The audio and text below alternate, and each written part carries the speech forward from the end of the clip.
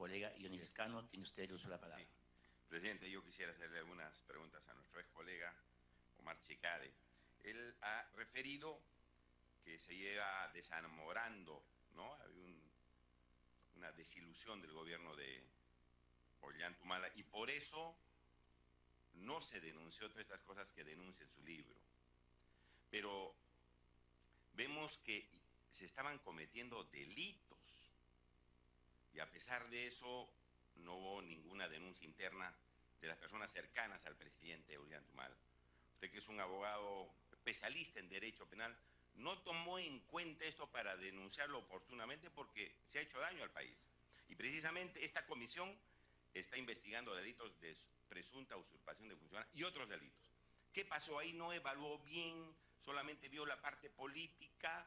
¿O qué lo retuvo para no denunciar oportunamente este tipo de actos? Para que responda, señor Omar Chicade. Gracias, presidente. Yo he sido una de las personas, ex colega de Johnny Lescano a través de la presidencia, que hablaba en la interna, y lo digo también en la obra, la gran usurpación, con el expresidente Humala y con la propia señora Nadine Heredia, y les hablaba del tema de la usurpación de funciones. Ha habido un colega, un ex colega, que es Santiago Astañaduy, no sé si será siendo mi amigo o no, pero era mi amigo en ese momento, que en las reuniones internas, en alguna oportunidad, en presencia de Roy Freire, el año 2013, advirtió a la ciudad de Heredia que podía haber usurpación de funciones en un petit comité. Y el abogado Roy Gates, Eduardo Roy Gates, fue el primero en descartar que las acciones de la ciudad de Heredia se tipificarían penalmente como usurpación de funciones. Y faltando un año, cuando ya mi relación era muy tirante con el presidente de la República, como correspondía, yo le advertí, le dije, la primera denuncia que te van a hacer es por usurpación de funciones, porque tú has abdicado en muchos espacios políticos de poder hacia tu esposa. Se molestó conmigo, la reunión fue en Palacio de Gobierno y se lo dije. Y luego lo denuncié con más de un año de anticipación, un año antes que terminara el gobierno. Entonces creo yo que si me he demorado un poco, puedo asumir esa responsabilidad de haberme demorado 2 meses, unos días, una semana, no lo sé, pero lo denuncié en la interna y lo denuncié ante los medios de comunicación. Colega Johnny Lescano, continúe. Ahí, sí, presidente, muchas gracias. En ese pequeño comité, la reacción del presidente no fue, digamos, una reacción de preocupación o simplemente de tolerancia a las cosas que se estaban haciendo. Bueno, había una opinión legal ahí, pero sí le estaban advirtiendo que había una usurpación de funciones. La reacción del presidente ha sido muy contemplativa en relación a esta preocupación interna del Partido Nacionalista.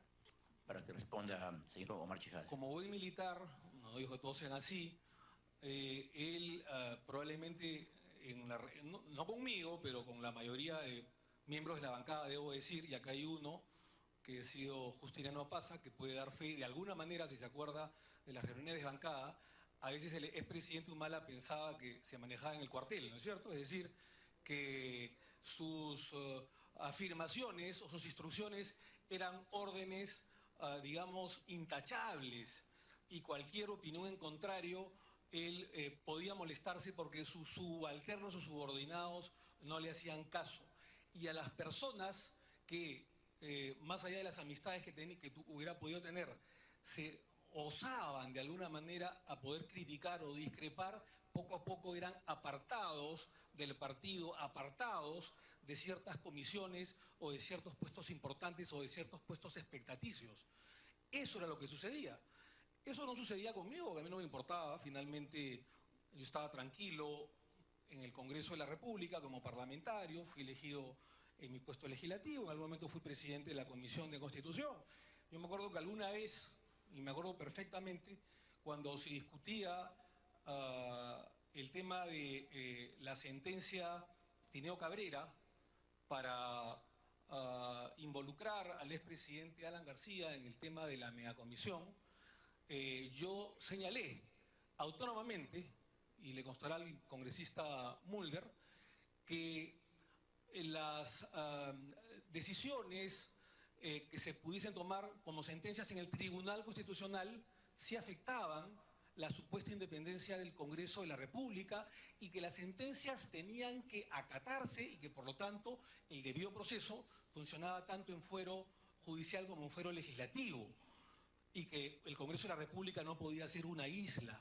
Lo sostuve en el caso Javier Díaz Canseco y lo sostuve también en el caso del expresidente Alan García, siendo presidente de la Comisión de Constitución. Por supuesto que esto no le gustó al expresidente Humala, que me mandó a llamar un poco fastidiado porque yo había dado una opinión que en ese momento supuestamente iba contra uno de sus adversarios acérrimos políticos que era Alan García. A mí no me interesó porque, más allá de amistades, para mí, antes que todo, yo como un hombre de derecho, como un hombre de leyes, está antes que todo la justicia y el Estado de Derecho. Y yo no podía opinar de una forma en el caso Javier Díaz Canseco y otra forma en el caso de Alan García, que supuestamente era nuestro rival político. Continúe, colega Yunel Escano. Sí. Usted dice en su libro que el presidente Humala no estaba porque usted abandone la vicepresidencia de la República en esa fecha, ¿no es cierto? Quien le había puesto la cruz, dice usted, es Nadine Heredia. Y luego viene la renuncia a la vicepresidencia.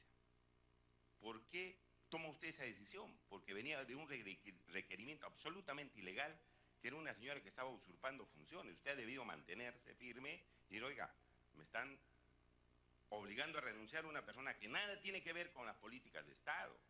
No tiene autoridad para esto. ¿Por qué se anima usted a renunciar a pedir una persona que no tenía por qué meterse en este tipo de actos? Porque, sí, Para que responda, señor Omar Chijade. buena pregunta, le agradezco, congresista, porque era un chantaje y de por medio estaba mi familia. Yo estaba sufriendo un acoso permanente y de por medio estaba mi tranquilidad y mi familia. Y pese a que yo no había cometido ningún delito, porque no solamente me absuelve el Congreso por mayoría, me absuelve el fiscal de la Nación, que en ese momento era el señor Peláez, que nada tenía que ver con el nacionalismo ni conmigo, ni tenía ninguna amistad conmigo. Entonces yo estaba con la conciencia tranquila, sabía que había cometido un error político, pero no como para renunciar, y se lo hice saber al congresista Bugatás, en ese momento presidente del Congreso, en una reunión privada. Pero al día siguiente se iba a celebrar una reunión de la comisión permanente, y el chantaje fue, a pesar que la bancada me había mostrado su respaldo, incluso las más importantes personas de hombres de derecho penal, que me han dicho acá no hay delito y no hay ningún tema como para acusarte o desaforarte, y ya me habían asegurado su voto. Sin embargo, la conversación que tuvo el expresidente del Congreso, Daniel Aguataz, en la mañana de un lunes 16 de enero del 2012, con Nadine Heredia y con el presidente Ollanta Humala, en Palacio del Congreso, siendo Aguataz presidente, era: si Chejade no renuncia, entonces voy a ordenar a la bancada que voten en contra del desafuero. Fue evidentemente un chantaje, una conspiración. Se la dije al señor Aguataz en su momento, pero él me dijo que no era un tema del presidente Ollanta, sino que Nadine Heredia me había puesto la cruz. Cruz por celos políticos. Porque en ese momento la señora Heredia tenía la idea kirchnerista de la reelección conyugal, como después lo denominaría el expresidente Alan García. Es decir, la sucesión conyugal, como fue en Argentina, Néstor Kirchner primero y después Cristina Fernández de Kirchner. En ese momento yo no tenía esa visión, ¿no es cierto? Yo recién era una persona que tenía pocos meses en política y tuve, lamentablemente, que acceder a ese chantaje, porque de por medio estaba mi tranquilidad personal, pero fundamentalmente familiar. Continúe, colega Yunel Escano. O sea, era una especie de intercambio de decisiones políticas y decisiones ilegales. Usted renuncia, a pedido de la señora Nadine Heredia, y lo salvamos en el Congreso. Ese era en el fondo el asunto, ¿no es cierto? No. Pero eso tampoco, usted no lo dice en su libro, esa parte, ¿no?, del chantaje, que es un hecho muy importante para demostrar la injerencia de la señora Nadine. ¿Nos puede decir eso? Bueno, usted renuncia y lo salvamos en el Congreso. ¿Esa era la decisión? Para que responda, señor Omar Chijade. Gracias, presidente. Usted lo ha dicho al revés, que es una cosa muy distinta. No es lo salvamos. Yo, por ley, estaba salvado, no había cometido ningún delito, y los parlamentarios, no solamente de mi bancada, sino de otras bancadas, votaron a mi favor, no solamente de la bancada nacionalista. Eran 3 o 4 parlamentarios de otras bancadas que votaron a mi favor, sin necesidad de lo de la señora Heredia, ¿no es cierto? O sea, yo no necesitaba ese salvataje. El tema era al revés. Era, si tú no renuncias, a pesar de la ilegalidad que vamos a cometer, la injusticia que vamos a cometer contra tu persona, voy a ordenar que te hundan. Una cosa muy distinta. Continúe, colega Johnny Lescano. Sí, presidente, y finalmente yo quisiera preguntarle al señor Omar Chejade, esto de la salida de ministros, el ingreso de ministros, la designación de embajadores, eran en realidad decisiones de la señora primera dama sin ninguna participación oficial del gobierno, ni siquiera el presidente. ¿Usted se ratifica en eso? Para que responda, señor Omar Chejade.